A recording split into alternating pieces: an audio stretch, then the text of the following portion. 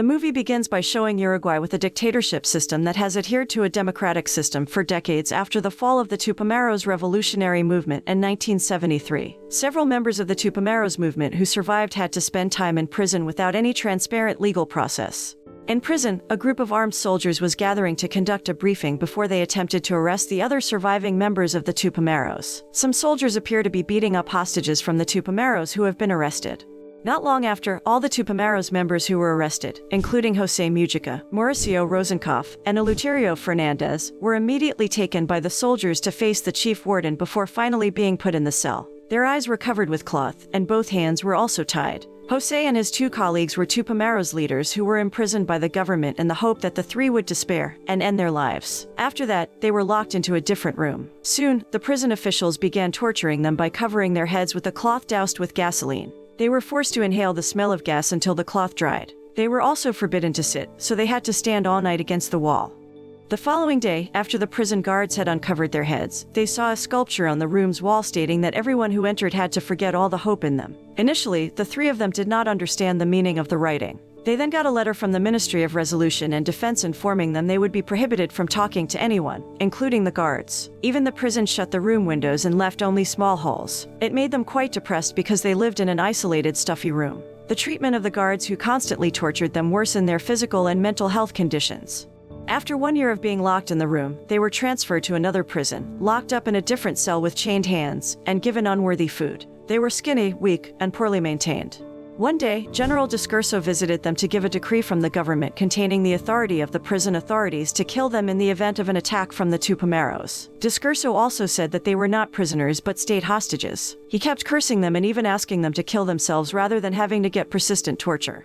When meeting Rosenkopf, Discurso told him that his family continued to urge the prison to visit Rosenkopf. Discurso allowed him to meet his family on condition that he should not say anything about the treatment he received during his prison time. If Rosenkopf refuses the terms, then his family will be killed.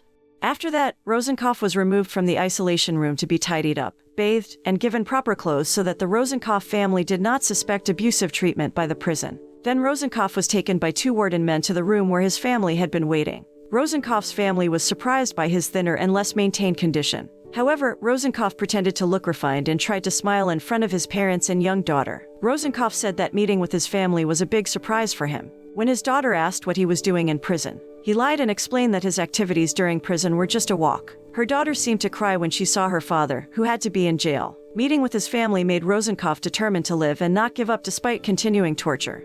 803 days later, in 1975, the three of them were transferred back to an old prison very far away on the edge of the forest. Fernandez and Rosenkopf were placed in adjacent cells. They tried to communicate with each other using wall taps that cheered them up a bit. Unfortunately, the treatment of the warden in prison was not much different from the previous one, who gave them leftover food every day. Even the warden did not hesitate to pee on them through a hole in the top of the room.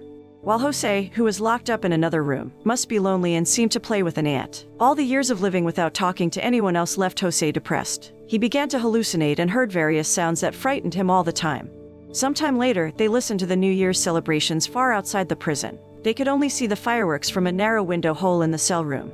One day, Fernandez was about to defecate. He got out of the cell and was escorted to the bathroom by the warden. However, because his hand was handcuffed to a pipe, he complained of difficulty defecating to the warden. The warden, who did not have the authority to remove his handcuffs, left Fernandez in the toilet to report the matter to his head. At the same time, Fernandez took the opportunity to pick up some newspapers that the warden had used to clean up after defecation. After Fernandez returned to the cell, he immediately told Rosenkopf the news written in the newspaper. They both seemed happy to have learned a little information about the outside world.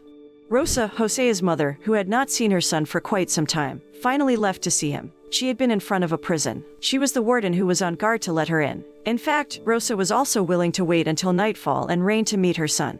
After a long day of waiting, Rosa came back to make sure when she could see her son. Unfortunately, the guard warden said that Jose was not in prison and didn't know where he was being transferred. Despite being disappointed, Rosa was forced to return home. On the other hand, Jose was hallucinating that his mother would visit him in the cell. In 1977, when it rained at night, Jose and his two colleagues were transferred again to another prison. It was a slum cell filled with rats. Even the warden had created a barrier line in the cell they were forbidden to cross. When Fernandez knocked on the cell wall, he couldn't communicate anything with his partner because the wall was made of very thick soil. These circumstances made their condition even more depressed and desperate. One day, Rosenkopf unintentionally heard the conversation of the two guards patrolling over his cell room about the woman they liked. Rosenkopf intended to help the warden by making a love letter. Sergeant Cabo immediately ordered his men to drag Rosenkopf into a room. Rosenkopf was scared because he thought he would get his torture back. However, it turned out that Cabo gave him paper and a pen. Rosenkopf needed clarification. Cabo then asked him to write a letter to the woman Cabo loved. Reading the letter, Cabo seemed very satisfied. After that incident, Cabo got closer to Rosenkopf. One day, he was asked to write a letter again. He was reminded of the past happy times with his wife and daughter. Cabo was also treating Rosenkopf well by giving him decent food to listening to a football match on the radio for all the prisoners in the cell. It kept Rosenkopf and the other prisoners entertained even though they had to spend their days in a cell.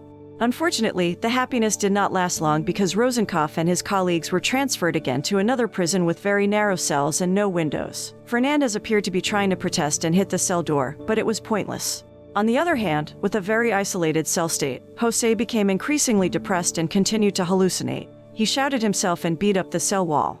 After 1 year in a cramped cell, in 1979, the three of them were transferred to another prison. Luckily, they got a cell with much better conditions. They got a more decent bed. Even Rosenkopf and Fernandez could reconnect through a wall tap. One day, Fernandez told Rosenkopf that tomorrow Fernandez would get the first visit of his daughter. Rosenkopf advised him to tell his daughter the pleasant things. Fernandez did the thing when she met his daughter, and it seemed to make her happy. Even when visiting was over, Fernandez tried to cheer up his little daughter. Once, Fernandez heard the sound of the typewriter the warden was using. He tried to figure out what the warden was typing by paying attention to the number of taps and recording it in a soap bar. When he looked at all the letters he had engraved, suddenly, some warden came carrying facilities such as tables, books, newspapers, and radios that confused him and his colleagues. However, at the same time, the three of them were happy with the facility because they could live more decent lives and find out the latest news outside the prison.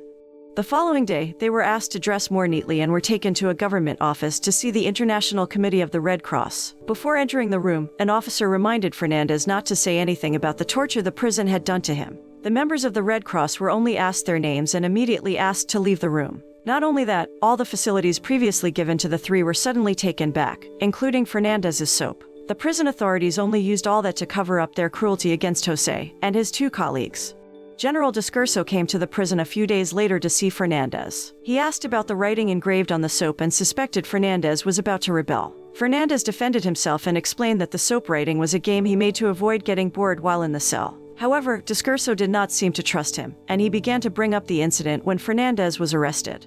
In the past, Fernandez's life was pleased with his wife and children. His happiness changed after the military government started hunting down the Tupamaros. One day, General Discurso's troops surrounded Fernandez's house and attacked his family, and his wife died. The wounded Fernandez tried to hide in one corner of the room. At the same time, the military forces that had entered the house asked Fernandez to turn himself in immediately. His hideout was found and taken to the hospital before finally being imprisoned.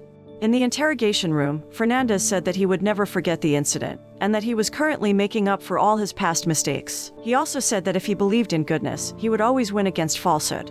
Meanwhile, Jose's mother was searching for her son in various prisons. She finally managed to find out where her son was. She was happy to see Jose, but at the same time, she was sad because she saw Jose's depressed condition. Jose kept hearing the strange voices in his head. His mother then told him not to lose to the circumstances he was experiencing, and asked Jose to stay and fight. Words from his mother made Jose not give up and accept his situation. Until one day, he saw a ceremony being performed near his cell. Jose interrupted the ceremony while shouting for the items his mother had brought him. The warden seemed annoyed with Jose's behavior, so he and his men immediately went to his cell to give him a lesson. But Jose, who knew of the warden's affair, threatened to tell all the warden in prison about the affair. Finally, the warden was forced to give away all the goods Jose's mother gave. Jose appeared to be taken to a psychiatrist the following day as his psychological condition worsened. Jose explained that he heard various sounds in his head. The doctor said that he likely had a psychic disorder, so she advised him to rest and calm down. When the guard warden was about to take him away, the doctor suddenly asked Jose to come back and sign a file. At that time, she encouraged him to stay strong and survive because she knew who Jose was. In 1980, Uruguay conducted a referendum on the system of government adopted. From the results of the referendum, most Uruguayans asked the government to re-implement the democratic system. Jose and his colleagues who heard the news from the television in the warden's room got new hope, although they still got abusive and inhuman treatment from the warden. 3 years later, in 1983, Rosenkopf and his two colleagues were transferred again to a prison where Sergeant Cabo was being assigned. When he met Rosenkopf, Cabo told him he was married to the girl he loved. As gratitude to Rosenkopf for helping to write the letter, Cabo offered assistance to Rosenkopf.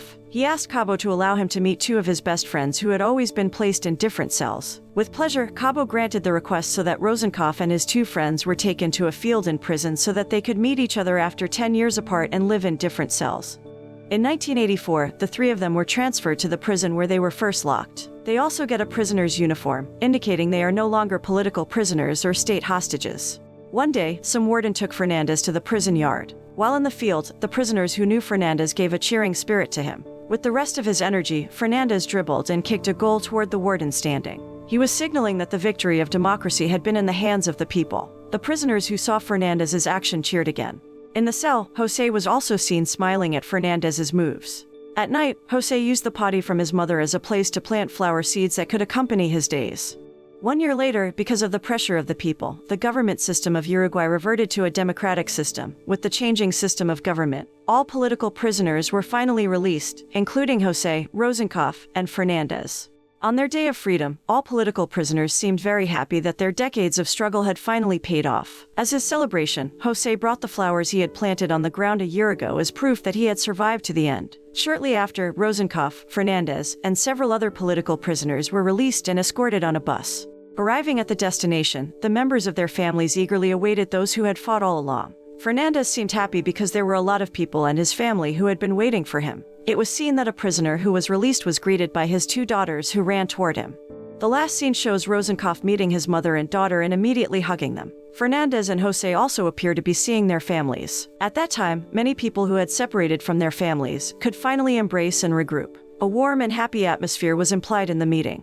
The moral that can be learned from this movie is patience to survive in facing various obstacles, and trials will end beautifully. Never giving up is what we should do to win this life.